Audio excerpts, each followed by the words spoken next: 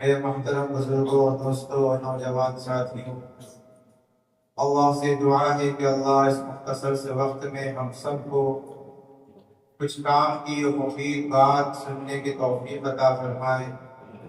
اور میں چند منٹ آپ کی خدمت میں مذاکرات کی غرض سے حاضر ہوا ہوں، اس لیے میرے بھی جسم ساتھ نہیں دے رہا ہے کہ میں آپ سے گفتگو کروں یا کچھ بات کروں، لیکن بہرحال جب تک کچھ شیرینی تبرک وغیرہ تقسیم ہوتا ہے تو چند باتیں آپ کی خدمت میں پیش رہے گی اور ہم سب ان باتوں پر غور فکر کریں اور غور فکر کرنے کے بعد اس پر عمل کی کوشش کریں اور کچھ ارادے کے ساتھ پوچھیں۔ سب سے پہلے اللہ تبارک و تعالیٰ کا ہم سب کو شکر ادا کرنا چاہیے کہ اللہ تبارک و تعالیٰ نے ہمیں اور آپ کو قرآن جیسی عظیم نعمت سے سرفراز فرمایا۔ جتنا کرم اور جتنا شکر ادا کرے اتنا کم، کیونکہ یہ کوئی معمولی کام نہیں ہوا، یہ بڑا کام۔ بہت سے ایسے ہیں جو اللہ کی اس کتاب سے محروم رہے، کیونکہ اللہ کی یہ کتاب ایک ایسی کتاب ہے جس کو کلام اللہ کی حیثیت حاصل ہے، یعنی یہ وہ کتاب ہے جس کو اللہ تبارک و تعالیٰ نے خود زبان سے بولا ہے، یعنی اللہ کی صفات میں سے ایک صفات ہے۔ دنیا کی جتنی چیزیں ہیں وہ سب مخلوق ہیں، لیکن اللہ کا یہ قرآن ایک اللہ کی صفات ہے۔ وہ یہ کہ جب ہم کلام پڑھتے ہیں سنتے ہیں تو اللہ سے گفتگو کر رہے ہیں، اللہ سے بات چیت کر رہے ہیں، اللہ کے احکامات کو سن رہے ہیں۔ اسی لیے اللہ تبارک، اسی لیے احادیث کے اندر جو میں نے حدیث پڑھی، اللہ کے رسول صلی اللہ علیہ وسلم نے ارشاد فرمایا کہ دیکھو یہ جو کتاب ہے قرآن پاک، اس کتاب کا معجزہ یہ ہے کہ بہت سے قدر کرنے والوں کو یہ بلندی عطا کرتا ہے۔ جو قوم، جو امت، جو فرد لوگ اس کتاب کی قدر کرتے ہیں، اللہ تبارک و تعالیٰ ان کو سربلندی اور عزت اور اونچے اونچے تخت و تاج دیتے ہیں۔ اور جو لوگ اس کتاب کی نافرمانی کرتے ہیں، اللہ تعالیٰ ان کو نست نابود کر دیتے ہیں، یعنی عرش سے فرش پر کر دیتے ہیں اور فرش سے عرش پر اللہ پہنچا دیتے ہیں اس کتاب کی قدر کرنے کے لیے۔ لیکن اب یہ کتاب کی قدر کیا ہے؟ اس کتاب کے کچھ حق اللہ کے رسول صلی اللہ علیہ وسلم نے دوسری حدیث میں بھی بتایا۔ وہ حق کیا ہے؟ اس کتاب کی روز تلاوت کری جائے، اس کتاب کی روز تلاوت کری جائے۔ اس کا سب سے پہلا حق ہے آناء اللیل و آناء النہار، کہ صبح شام اس کی تلاوت کری جائے۔ ہمارے گھروں میں تلاوت سے یہ گھر گونج اٹھے، قرآن کی تلاوت سے۔ کوئی دن ایسا نہ ہو کہ جس دن ہم قرآن کی تلاوت سے محروم رہ جائیں۔ یہ سب سے پہلا حق ہے۔ پھر اس کا حق کیا ہے؟ اس کا دوسرا حق یہ ہے کہ اس کی نشر و اشاعت کی جائے، یعنی قرآن کے پیغام کو عام کیا جائے۔ اس کے اندر جو احکامات اللہ نے بتائے ہیں ان احکامات کو اللہ کے بندوں تک پہنچایا جائے، اس کو عام کرتے جائے کہ دیکھو قرآن کے اندر اللہ نے نماز کے لیے کہا ہے، روزے کا حکم دیا ہے، زکوٰۃ کا دیا ہے، حج کا دیا ہے اور دیگر حقوق بیان کیے ہیں۔ اللہ کی وحدانیت کو بیان کیا گیا ہے۔ اللہ نے پہلے کی قوموں کا ذکر کیا ہے کہ دیکھو انہوں نے اللہ کی نافرمانی کری، اللہ نے ان کو بطور سزا یہ دیکھو سزا، یہ پیغام عام کیا جائے، اس کا درس قرآن کیا جائے، اس کی تلاوت کی جائے اور اس کا تیسرا حق کیا ہے؟ اس کا یہ حق ہے کہ اس کو خوب سوار کر پڑھا جائے، اچھے لب و لہجے کے ساتھ، اچھی آواز کے ساتھ، اچھے حسن کے ساتھ، پورے ایک الفاظ کی معانی کے صحیح ادائیگی کے ساتھ قرآن پڑھا جائے، یہ اس کا حق ہے۔ اور بھی اللہ نے فرمایا، ہمارے حضور نے فرمایا کہ اس کا آگے حق کیا ہے؟ کہ اس میں غور فکر کرو، لعلکم تفلحون وتتفقهوا اس میں غور فکر کرو کہ دیکھو اللہ نے یہ آیت نازل فرمائی، اس کے اندر کیا احکام بتائے گے، اس پہ غور کرو۔ سورہ فاتحہ کا پڑھیے، سورہ فاتحہ کے ایک ایک ترجمے پر غور کریے، اس کے معنی پر، اس کے الفاظ پر۔ پھر ایسے آپ جو آیت الکرسی کو پڑھیے، آیت الکرسی میں دیکھیے کہ اللہ کی کیسی وحدانیت کو بیان کیا جا رہا ہے۔ اسی طریقے سے آپ سورہ فلق پڑھیے، سورہ ناس پڑھیے، اس پہ غور کریے، تو انشاءاللہ اللہ کیا کرے، لعلکم تفلحون، تو ایک دن کامیابی کی طرف پہنچو۔ اور پھر آگے اللہ کے حضور فرما رہے ہیں کہ جب تم دن رات قرآن پر محنت کر رہے ہو، مشغلہ ہے تمہارا قرآن کا پڑھانا، قرآن کا سننا، قرآن کا درس دینا، قرآن کی نشر و اشاعت کرنا، قرآن کی جو ہے چھپائی کرنا، قرآن کے پیغام کو عام کرنا، اگر تمہارا یہ کام ہے دن رات، تو دیکھو محنت کا جو ہے اجر بھی کچھ ملتا ہے۔ انسان محنت کرتا ہے تو اس کا اجر بھی تو اس کو ملتا ہے۔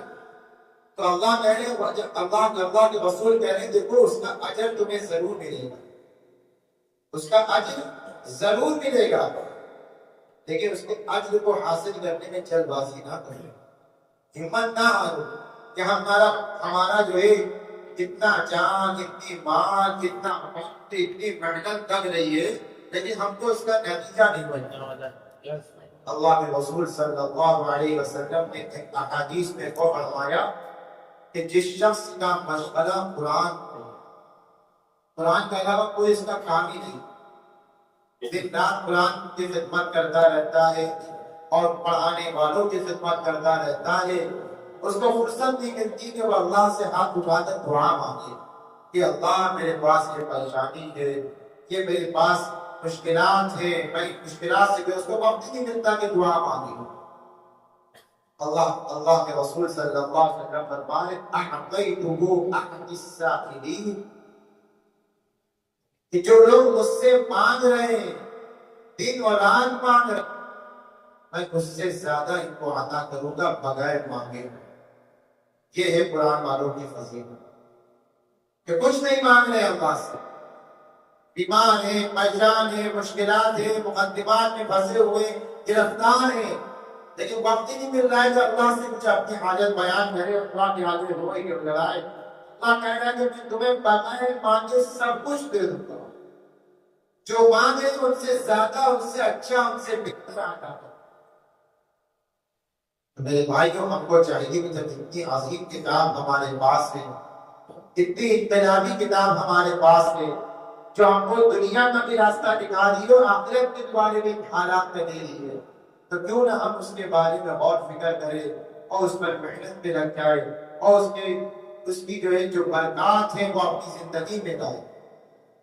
تو لہٰذا آج اللہ نے دیکھی، اللہ نے کیا قرآن کا تعارف، رمضان کا تعارف قرآن سے کرایا۔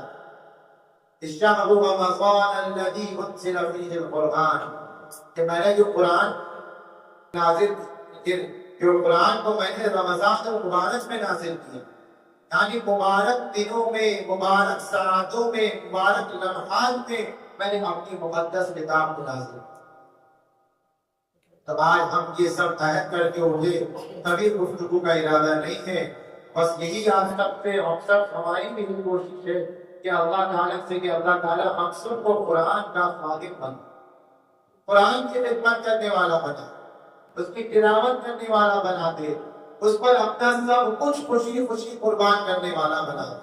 جان دینی ہو تو جان بھی دے دے، مال سارا جاتا تو مال بھی دے دے، تو قرآن روز محشر میں شفاعت جب ہماری کرے گا کہ یا اللہ، اس بندے نے اپنی جان اور مال سب کچھ میرے لیے قربان کیا تھا، دن رات یہ میری تلاوت میں لگا رہتا تھا اور رات میں قیام اللیل کیا کرتا تھا، میں نے اس کو مان کر دیا تھا کہ مان سے مدرسے بناتا تھا، مکتب قائم کرتا تھا، بچوں کو حفظ قرآن کا انتظام کرتا تھا، رات بھی کرتا تھا۔ آج اگر آپ نے اس کو بخشا نہیں، میں اس وقت تک خوش نہیں۔ اور آج اللہ سے جھگڑا کرے کہ اللہ آج اس کو آپ بخش دیجیے، میں نہیں جانتا اس کے کیا اعمال ہے، لیکن قرآن پر اس نے بڑی محنت کری تھی، پوری زندگی اپنی صرف کریں گے. تو اس لیے قرآن جو یہ شفاعت کرے گا اور اس کی شفاعت قبول کی جائے. اس لیے ہم سب کو چاہیے کہ ہم قرآن کے پڑھنے والے بنے. جو لوگ حفاظ ہیں وہ قرآن کا روزانہ کم سے کم 3 پارے پڑھا کرے. جو غیر حافظ ہیں وہ معمول بنائے کہ ہم قرآن کا روزانہ 1 پارہ تلاوت کریں. اور جنہوں نے قرآن نہیں پڑھا ہے میرے بھائی بڑھاپے میں آ کر لوگ کاروبار نئے نئے شروع کر ایک سے بڑھ کر 2 کاروبار شروع کر رہے ہیں. دنیا کے لیے ہم بڑی جدوجہد کر رہے ہیں لیکن یہ آخرت کے لیے بھی کچھ کرنا ہے. جہاں ہمارے پاس ہم ہوں گے اور میرے اعمال ہوں گے، اس کے علاوہ کوئی نہیں ہوگا. حدیث کے اندر آتا ہے کہ جب منکر نکیر سوال جواب کے لیے جائیں گے تو جب سوال جواب کا وقت شروع ہوگا تو اعضاء خود بولیں گے. پیٹ خود گواہی دے گا، دماغ خود گواہی دے گا، یہ قدم خود گواہی دیں گے. تو روایت کے اندر آتا ہے کہ جب پیٹ سنا جائے گا کہا جائے گا یہ تو روزے دار ہوئے، اس کے پیٹ سے روزے کی خوشبو آ گئی. جب اس کے دماغ کو سنا جائے گا کہا یہ تو قرآن والا ہے، اس کے دماغ سے قرآن کی خوشبو آ رہی ہے. اور فرشتے کہیں گے اس کا حساب کتاب نہیں لو، یہ تو بخشے لو. آج ضرورت ہے کہ ہم قرآن پر جو محنت اس کی ہے وہ محنت ہم آپ نہیں کر رہے ہیں. اسی لیے نتائج میرے بھائی وہ نہیں آ رہے ہیں جو ہونے چاہیے. صحابہ کی زندگی کو دیکھیے، صحابہ نے قرآن اور حدیث رسول اللہ کے علاوہ کوئی مشورہ نہیں. آج جب صحابہ نہیں ہوتے تو قرآن کیسے ہمارے پاس ہوتا؟ لہٰذا ہم کو چاہیے کہ قرآن کی دن رات محنت کرے، قرآن کی تلاوت کرنے والے بنے، اس کی نشر و اشاعت کرنے والے بنے. جو قرآن کے خادم ہیں ان کی حوصلہ افزائی کرے، ان کو سہارا دے، ان کا تعاون کرے، اداروں کا خیال کرے، مکتب کا خیال کرے. ہم جو کر سکتے ہیں وہ قرآن کے لیے کریں، یہ پہلا عزم کرے. دوسرا، جو لوگوں نے قرآن نہیں سیکھا ہے وہ قرآن سیکھے. اپنے مسجد کے ائمہ کے پاس بیٹھ کر یا اپنے گھر میں کوئی حافظ ہے اس کے پاس بیٹھ کر یا کسی استاد کو لگا کر قرآن کو سیکھے. پورا بھی وقت ہے. کل جب آنکھیں بند ہو جائے گی کہ لعلی اعمل صالحا فیما ترکت اللہ، ہم کہیں گے اللہ ہم کو مہلت دیے کچھ جا کر اچھے کام میں. اللہ کہیں گے وَلَن يُؤَخِّرَ اللَّهُ نَفْسًا إِذَا جَاءَ، جتنا وقت دینا تھا تم کو دنیا میں دے دیا تھا. تمہارے سامنے عبرت کے لیے بہت سے میں نے واقعات پیش کرے اور قرآن جیسی کتاب تمہارے پاس بھیجی جو عبرت حاصل کرنے کی کتاب تھی. کام میں رکھنے اس قرآن خوانی کے لیے نہیں کتاب ہے، یہ کتاب عبرت حاصل کرنے کے لیے، ہدایت کے لیے. تو لہٰذا تم نے اس وقت کو ضائع کر دیا ہے. کیا اب جو زندگی کما کر لائے ہو اسی پر فیصلے ہوں گے. تو لہٰذا ہم سب کو چاہیے کہ ہم قرآن کی خدمت کریں اور قرآن کو صحیح پڑھنے والے بنیں. دوسری بات کہ اللہ نے ہم کو رمضان کا مہینہ دیا ہے، اس رمضان میں ہم کچھ عہد کریں، اپنے آپ سے اپنے نفس کا محاسبہ کریں کہ اللہ ہمیں ہمارے اندر جتنی خرابیاں آ گئی ہیں، برائیاں آ گئی ہیں، یہ رمضان رمضان آتا ہے تبدیل کے لیے، رمضان آتا ہے ہمارے گناہوں کو مٹانے کے لیے. تو ہم یہ عہد کر کے جائیں کہ اس رمضان میں اللہ تعالیٰ سے دعا کرے اور محنت بھی کرے کہ ہم اس رمضان میں سے اپنے آپ کو انشاءاللہ بدلیں. جو نمازی نہیں ہے وہ نمازی بنیں گے، جو 4 وقت کے نمازی وہ 5 وقت کے نمازی بنیں گے، جو قرآن نہیں پڑھتے وہ قرآن والے بنیں گے، جو خیر کے کام سے محروم رہتے ہیں وہ خیر کے کام کریں گے، جن کی زبانوں سے جھوٹ بولتا ہے کہ ہم جھوٹ نہیں بولیں گے، جو وعدہ خلافی کرتے ہیں وہ وعدہ خلافی نہیں کریں گے. اللہ سے اور ہم جو بندوں کے حق ہیں ان میں جو کوتاہیاں ہو رہی ہیں ان حقوق کو ادا کریں گے، اور جو اللہ کے حق ہیں ہم ان کے بھی حقوق کو ادا کریں گے.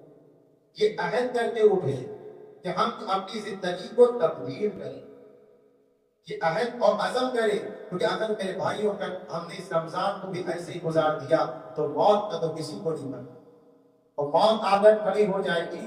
میرے بھائیوں آخرت بڑی دردناک، ان بخش ربک لشدید، اللہ کرے میری پکڑ بہت سخت. اس لیے ہم سب کو جہاں ہم دنیا کے لیے بہت کچھ کر رہے ہیں وہیں آخرت کا بھی کچھ حصہ اپنا لگا لیں. اور تیسری بات، اللہ تعالیٰ نے ہم کو جو کچھ دیا ہے وہ صرف اپنی ذات کے لیے نہیں دیا. اللہ ہم کو مال دیتا ہے، زندگی دیتا ہے، علم دیتا ہے، صحت دیتا ہے، جوانی دے رہا ہے، یہ کس کے لیے دے رہا ہے؟ اپنے نفع کے ساتھ ساتھ دوسروں کو تقسیم کرو۔